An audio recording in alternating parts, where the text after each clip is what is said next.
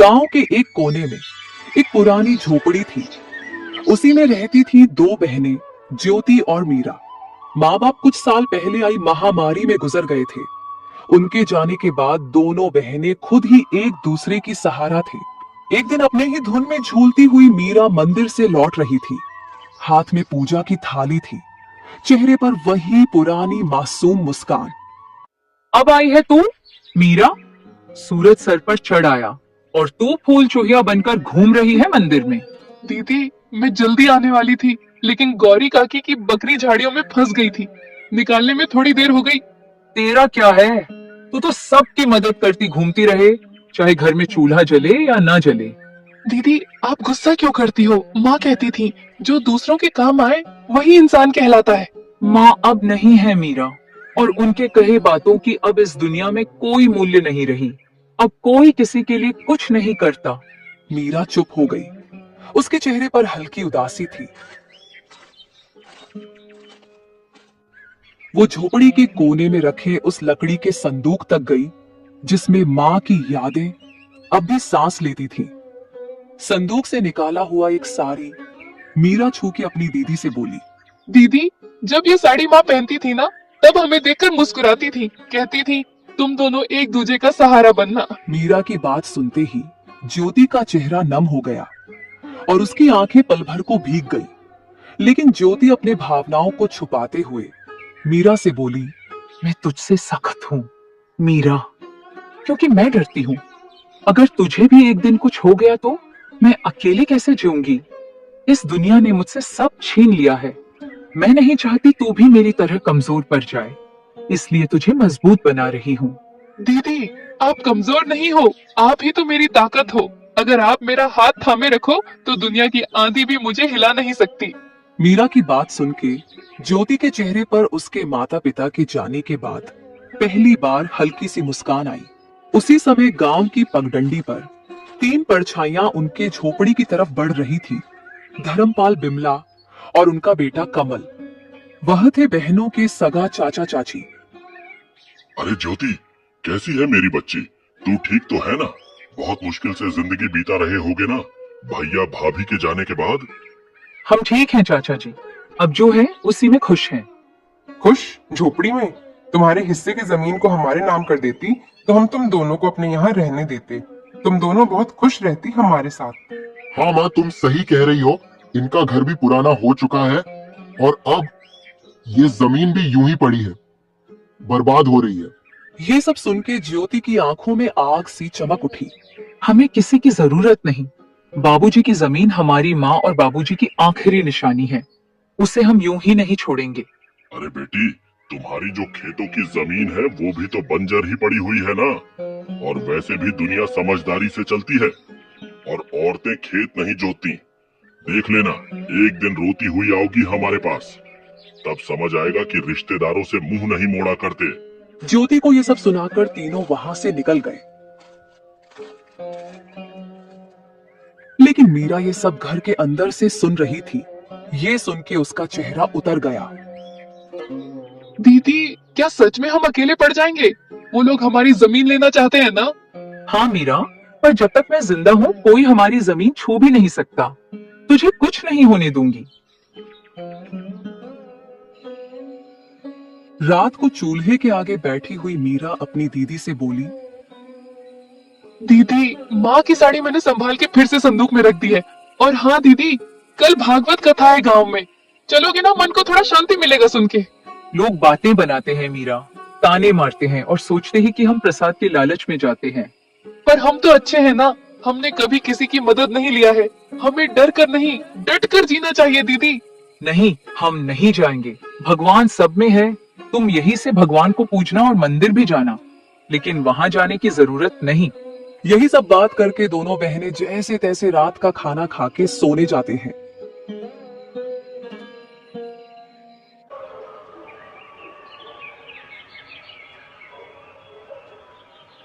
अगली सुबह दोनों बहनें अपनी जमीन को देखने जाते हैं, जिसमें दोनों बहनों ने मेहनत करके थोड़ी सी सब्जियां उगाई थीं।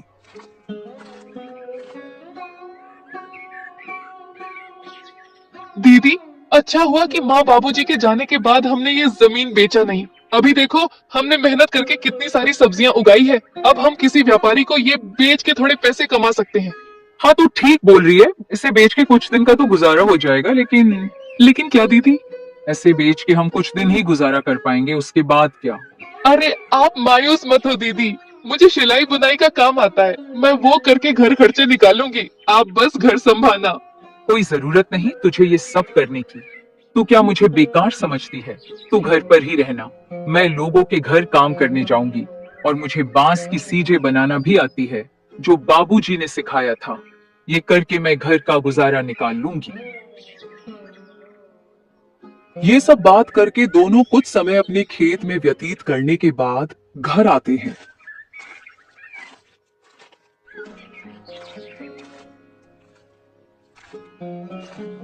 और अपने अपने काम में लग जाते हैं। रात को जब दोनों सोने जाते हैं, तब दोनों बहनें अपनी मुश्किल भरी जीवन के बारे में एक दूसरे से बात करने लगते हैं।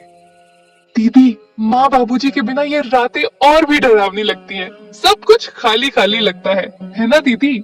हाँ मीरा, पर अब हम माँ बाबूजी दोनों की जिम्मेदारी निभा रहे हैं। हमें हार नहीं माननी। ये जमीन, ये घर, सब कुछ उनका दिया हुआ है। हमें इसे बचाना है किसी भी कीमत पर। यही सब तो माँ बाबूजी की यादें हैं। ज्योति बहुत ही हिम्मती थी। वह तो किसी से मदद भी नहीं लेना चाहती, लेकिन उसे अपनी बहन को लेके बहुत चिंता होती थी। अगले दिन जब दोनों बहनें खेत पर पहुंची, तो देखा कि जमीन के बीच एक खूंटी गड़ी हुई थी। दीदी, ये जमीन के बीचों बीच खूंटी कौन गाड़ गया? ये तो कल यहाँ नहीं थी, और न ही हमने इसे गाड़ी है। जरूर इसे कोई यहाँ गाड़ गया है। ये जरूर हमारे चाचा चाची का काम होगा, लेकिन ये काम बिना किसी सरकारी आदमी के नहीं होता। इसका मतलब हमारे खेत को ये लोग बांटने की साजिश चला रहे हैं। उसी वक्त दूर से धर्मपाल आता दिखा और उसके साथ बिमला और उनका बेटा कमल भी था। तीनों के चेहरे पर अजीब सी मुस्कान थी। अरे बेटियों, घबरा क्यों रही हो? हम तो बस मदद करना चाहते हैं। तुम्हारे माँ बाप के जाने के बाद जमीन की देखभाल जरूरी है। तुमसे अकेले तो होगा नहीं। चाचा जी, आपकी मदद की जरूरत नहीं है हमें।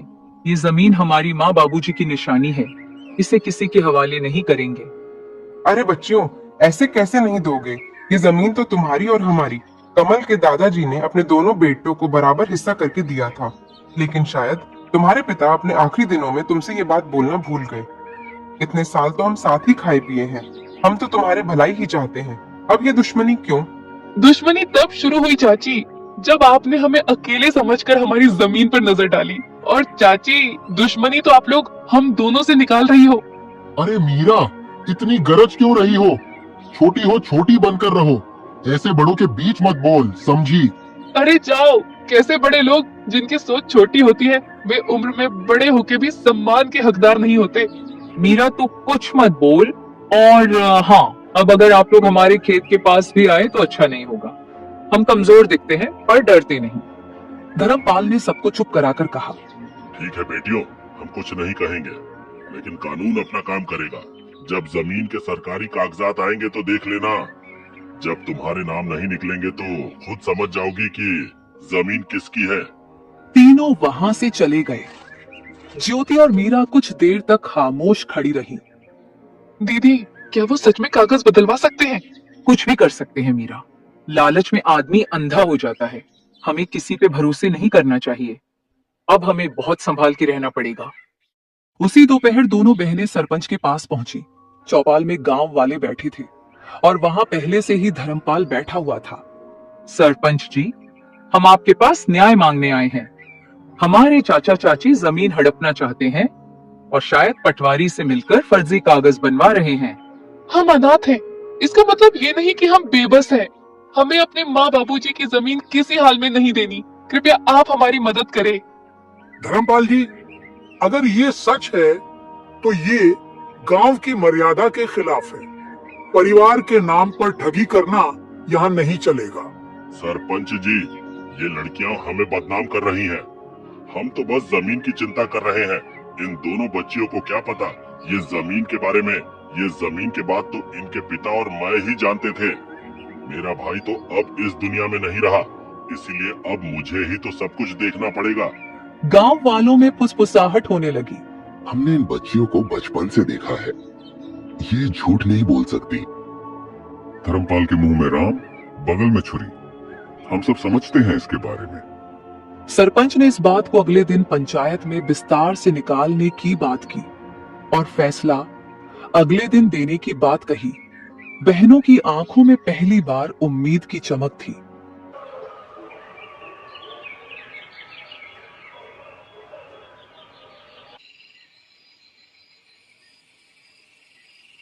रात को झोपड़ी में दोनों बहनें आपस में बात करती हुई, दीदी, क्या कल हमारा साथ देंगे गांव वाले?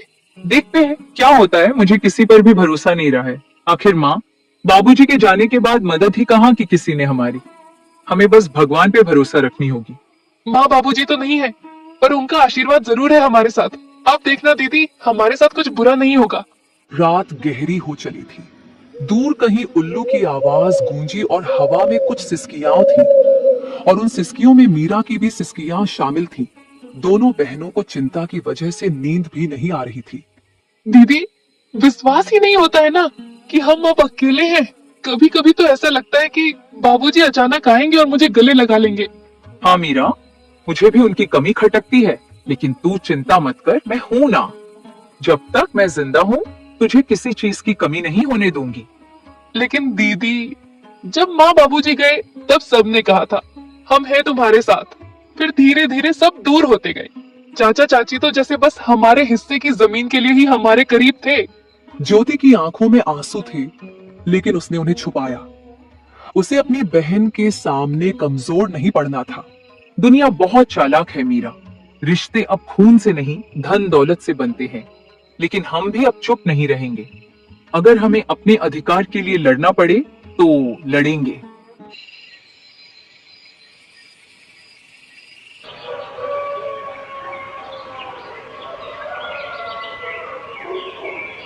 सुबह होते ही गांव में एक अफवाह फैल गई कि धर्मपाल अब पंचायत से कहकर जमीन अपने नाम करवाने की तैयारी कर रहा है।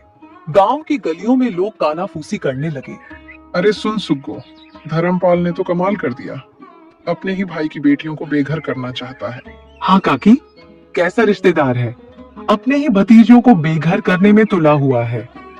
इन बातों की भनक ज्योति को लगी तो वो मीरा को लेकर सीधा सरपंच के वहां पहुंची। सरपंच जी, हमें आपसे इंसाफ चाहिए था। मेरे माँ बाबूजी की जमीन पर मेरे चाचा जबरदस्ती का दावा कर रहे हैं और आप लोग उनका साथ दे रहे हैं। मुझे आपसे ये उम्मीद नहीं थी। हम कोई अबला नहीं है, हम ऐसे चुप नहीं रहेंगे सरपंच जी। ऐसे कैसे कोई भी आके हमारी जमीन हड़प लेगा। थोड़े समय बाद धर्मपाल, बिमला और कमल भी वहां पहुंच गए और वहां पर नाटक करने लगे। सरपंच जी, हम तो बस इनकी भलाई चाहते हैं। भाई की मौत के बाद हमने ही इन्हें पाला है, आप तो ये अच्छे से जानते हैं। और अब जब लड़कियां बड़ी हो गईं, तो हमें बदनाम कर रही हैं। जरा सोचिए, क्या यही इंसानियत है? ज्योति बेटी, तुम्हारे चाचा तो ठीक कह रहे हैं। तुम लोग तो एक ही परिवार के हो। परिवार के बीच ये झगड़ा क्यों? वैसे भी सरकारी कागजात के हिसाब से तुम्हारी जमीन में इनका भी हक है। ऐसे कैसे सरपंच जी, ये लोग हमारी मजबूरी को देखकर हमारा फायदा उठाने आए हैं। ये कोई परिवार नहीं है, ये बस जमीन के लालच में परिवार होने का दिखावा कर रहे हैं। ये सब बात चल ही रही थी कि तभी पटवारी भी वहां आ जाता है। हरीश चंद्र की जमीन कानूनी तौर पर सिर्फ उनकी नहीं है, इसमें उनका भाई धर्मपाल का भी हिस्सा है। ऐसे कैसे? तुम लोग तो बस कागजात के बारे में बोल रहे हो, लेकिन क्या सबूत है कि हमारी जमीन का चाचा जी भी हिस्सेदार है? हाँ ज्योति बेटिया, बात तो सही कह रही है। तुम लोग कुछ पुख्ता सबूत भी पेश करो, तब जाके मैं पंचायत बुलाकर सही फैसला ले पाऊंगा। सरपंच के मुंह से ये सुनने के बाद धर्मपाल, बिमला और कमल थोड़ा हताश जैसे नजर आए और वे लोग वहां से निकल गए। अरे पटवारी, तुम किसका इंतजार कर रहे हो? तुमको नहीं जाना उनके पीछे पीछे कितने पैसे खिलाए थे मेरे चाचा ने? ज्योति के ताना सुन के पटवारी शर्म से वहां से निकल जाता है। बिटिया, मुझे गलत मत समझना। मेरे आंखों के सामने जो आया मैंने उसे ही सच मान लिया। इस बार मैं अच्छे से जांच पड़ताल करके एक नतीजे में पहुंचूंगा। आगे से मैं धर्मपाल के बातों में नहीं आऊंगा, और वे लोग तुम दोनों के मजबूरी का फायदा उठाना चाहते हैं तो मैं तुम लोगों को न्याय और उन लोगों को कड़ी सजा दूंगा। सरपंच के मुंह से ये सुन के दोनों ने थोड़े राहत की सांस ली और थोड़ा शक, थोड़ी खुशी के साथ घर लौटे।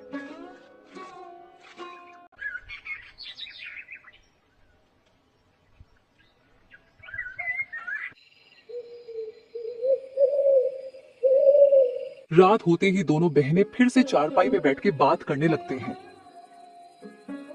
दीदी, आपको क्या लगता है कि हमारी जमीन हमारे पास रहेगी या फिर हमारे कपटी चाचा चाची को मिलेगी?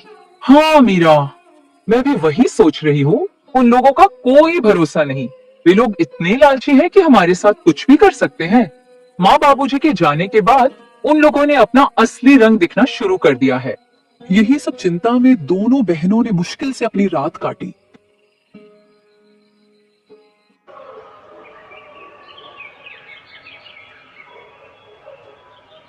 गांव की हवाओं में हल्की सरसराहट थी।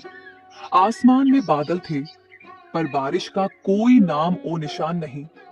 लेकिन ज्योति और मीरा के मन में बहुत कुछ उमड़ रहा था, जैसे भीतर कोई तूफान उठ रहा हो।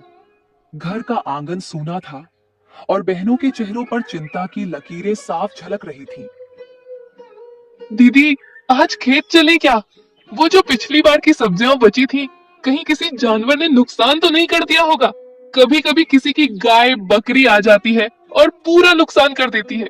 हाँ मीरा, चलो, खेत को देखने से मन भी हल्का हो जाता है। और बाकी बची हुई सब्जियां बेचने के लायक हो गई कि नहीं, साथ में देख लेंगे। लेकिन मुझे एक बात को लेके चिंता है। गाय बकरी का तो पता नहीं, बस कोई इंसान हमारे खेत को नुकसान न पहुंचाए। वैसे भी हमारे अपने ही हमारी जमीन पे बुरी नजर डाले हुए हैं। दोनों बहनें खेत की ओर चल पड़ी। रास्ते में पेड़ों की छाव थी और चिड़िया की सहल पहल।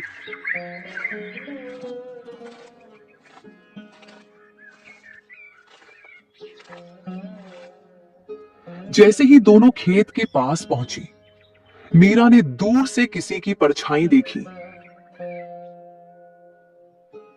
दीदी, वो देखो, वो कमल ही है ना? कमल उनके सामने खड़ा हो गया।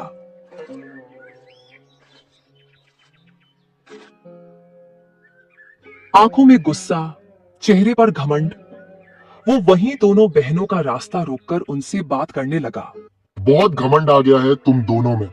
पहले जब हम साथ में रहते थे तब तुम दोनों बहुत मासूम बनने का नाटक कर रहे थे, और तो और जुबान भी नहीं खोलते थे, लेकिन अब जैसे गांव की मालकिन बन गई हो तुम लोग। कमल भैया, हमने किसी से कुछ छीना नहीं है, बस जो हमारा हक था वही लिया है। हम आज भी किसी से बैर नहीं रखते और न ही पहले किसी से मेहरबानी लिए थे। तुम लोगों को लगता है कि इतनी आसानी से सब कुछ ले लोगी? ये सब मेरे बाबा की जमीन है। पहले तो प्यार से हमारे साथ रहने को बोल रहे थे तुम लोगों से, लेकिन अब देखना, एक एक चीज छीन लूंगा तुमसे। तुम दोनों को ऐसा सबक सिखाऊंगा कि जिंदगी भर याद रहेगा। मीरा कमल की धमकी से थोड़ा डर गई और डरते हुए ज्योति से बोली, दीदी, इसने फिर धमकी दी है। आप कुछ बोलो ना, ऐसे कैसे ये हमसे सब कुछ छीन लेगा? बहुत हो गया मीरा, कोई जरूरत नहीं इसके साथ झगड़ा करने की। मैं भी देखती हूँ कौन हमसे क्या छीन लेता है। और हाँ कमल, तुम यहाँ से चले जाओ, नहीं तो हम पंचायत में जाके बोल देंगे कि तुम हमें अकेले देख धमकी दे रहे हो। हाँ हाँ, जा रहा हूँ, लेकिन हाँ ज्योति, तुम बहुत ज्यादा ऊपर उड़ रही हो। संभाल के रहना, कब नीचे गिरेगी पता ही नहीं लगेगा। ऐसे ही कमल दोनों को धमकी देके वहां से चला जाता है।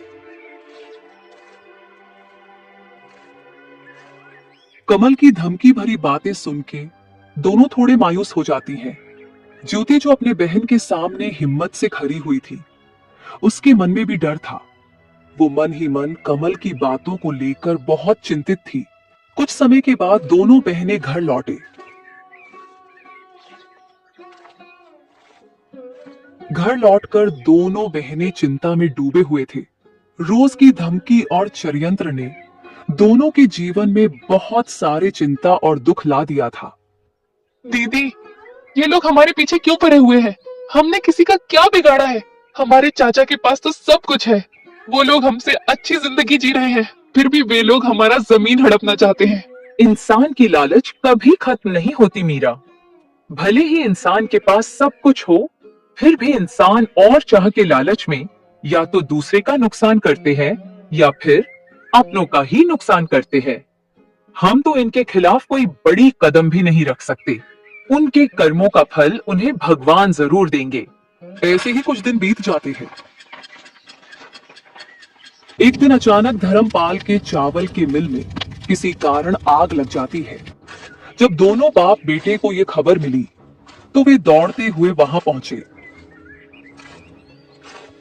मिल के बाहर लोगों की भीड़ जमी हुई थी, लेकिन गांव वालों ने पहले से ही आग बुझा दिया था। धर्मपाल और उसके बेटे को देख गांव वाले कानाफूसी करने लगे। अरे ये आग ऐसे ही नहीं लगी, ये तो धर्मपाल और उनके परिवार के किए गए बुरे कर्मों का नतीजा है। उन्होंने बिन माँ बाप के उन दोनों लड़कियों को बहुत परेशान किया था। अब देखो क्या हुआ इनके साथ। हाँ भाई, बिल्कुल सही कह रहे हो। मैं भी वही सोच रहा था। भगवान बुरे कर्मों का सजा इंसानों को जरूर देता है। भगवान के घर देर है लेकिन अंधेर नहीं। गांव वालों की बात सुन के दोनों बाप बेटे गंभीर चिंता में चले गए। ज्योति और मीरा के प्रति उनका जो व्यवहार था वो सोच के धर्मपाल को बुरा लगने लगा। तभी दूसरे गांव का एक जमींदार आया जिसके साथ धर्मपाल ये चावल के मिल का व्यापार करता था। अरे ओ धर्मपाल, मिल में तो आग लग गई, मेरे पैसे तो सारे डूब गए। तेरे भरोसे मैंने तेरी जमीन में मिल खुलवा कर व्यापार किया था। अब तो मेरे नुकसान का भरपाई तुझे ही करनी होगी। सेठ जी, पता नहीं ये हादसा कैसे और क्यों हुआ, लेकिन आप निश्चिंत रहे, मैं कुछ न कुछ करूंगा। आप मुझे थोड़े मोहलत दे दो बस। अरे कैसी मोहलत? तेरे साथ व्यापार किया, वही तेरे लिए बहुत मदद हो गई।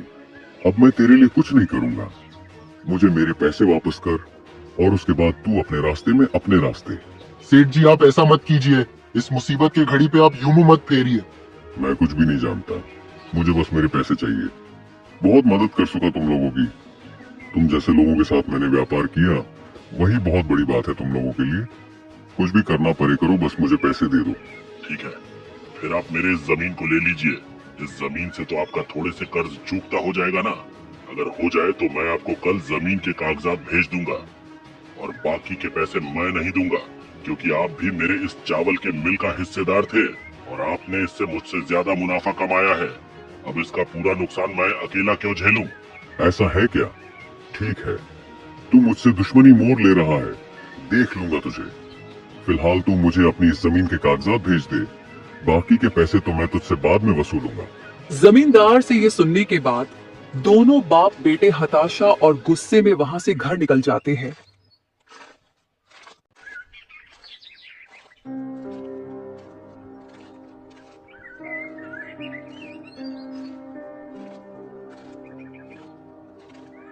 घर जाके धर्मपाल अपनी पत्नी से आज के दुखद हादसे के बारे में दुखी मन से बताता है। अरे भाग्यवान, हमारे साथ ये क्या हो गया? हम तो पल भर में बर्बाद हो गए। पूरा कारोबार, जमीन सब कुछ छीन गया। अब तो बस ये घर ही बचा हुआ है। मुझे पता है ये सब भगवान हमारे बुरे कर्मों का फल दिया है हमको। ये जी, आप ऐसे मायूस मत हो, कुछ रास्ता होगा। हम ऐसे कैसे बर्बाद हो गए? और हाँ, आप तो वो दूसरे गांव के जमींदार के साथ व्यापार करते थे ना, उनसे मदद मांगिए ना, वो तो कुछ मदद कर देगा। अरे कैसी मदद माँ, वो आदमी मदद करेगा। अरे मदद छोड़ो, उसने हमारे चावल के मिल की जमीन को भी हड़प लिया। अरे ये क्या कह रहा है तू? अगर किसी से मदद नहीं मिला तो हम क्या करेंगे इस मुसीबत के घड़ी में? छोड़ो भाग्यवान, जो हुआ है वो सब अपने ही बुरे कर्मों का नतीजा है। तुम खुद ही सोचो, हमने मेरी दोनों भतीजियों को कितना दुख दिया है, उसी का पाप लगा है हमें। हाँ माँ, बाबूजी बिल्कुल सही कह रहे हैं। हमने पाप किया है, हमें अब इसी दुनिया में पापों का फल भुगतना पड़ेगा। पता नहीं बिना पैसों के अब ये घर कैसे चलेगा। हाँ कमल बेटा, तू सही बोल रहा है। अब हम ये घर कैसे चलाएंगे? हमें तो गांव में कोई मदद भी नहीं करेगा। ज्योति और मीरा के ऊपर किए अन्याय के लिए गांव वाले भी हमसे नाराज है। ऐसे तो हम सड़क पे आ जाएंगे। ये सब बात करके तीनों बहुत उदास हो जाते हैं और तभी इस उदासी भरे माहौल में बिमला बोल पड़ती है। ये जी, मेरे मन में एक विचार आया है, क्यों ना हम ज्योति और मीरा के पास जाके उनसे मदद मांगे।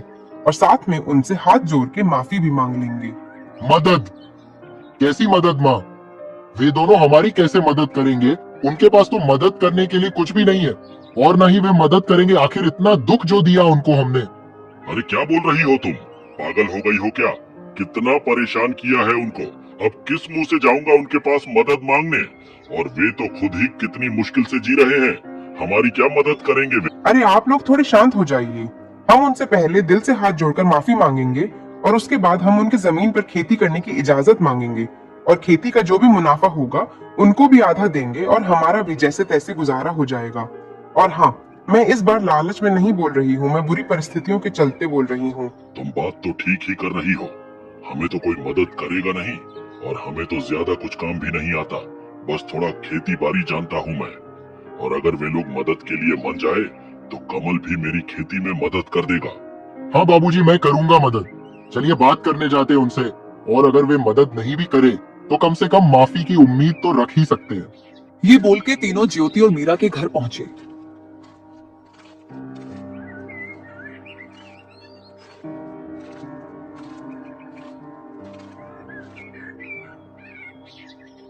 चाचा जी, आप लोग अब यहाँ क्या लेने आए हो? ज्योति बेटी, हमारा चावल के मिल पे आग लग गई है। हम तो पूरा बर्बाद हो गए। हाँ, मुझे पता चला आपके बारे में, और मुझे इस बात का खेद है, लेकिन आप हमारे पास क्यों आए हो? क्या आपको लगता है कि आग हमने लगाया है? नहीं ज्योति, तो हमें गलत समझ रही है। हम तो तुम दोनों से माफी और मदद की आस लेके आए हैं। मदद? कैसी मदद चाची? क्या मदद चाहिए आपको? हम तो खुद ही जैसे तैसे जी रहे हैं, और आप किस हक से मदद मांग रहे हो? हम हैं ही कौन आप लोगों के? बिमला ने गिड़गिड़ाते हुए ज्योति और मीरा को सब कुछ बताया।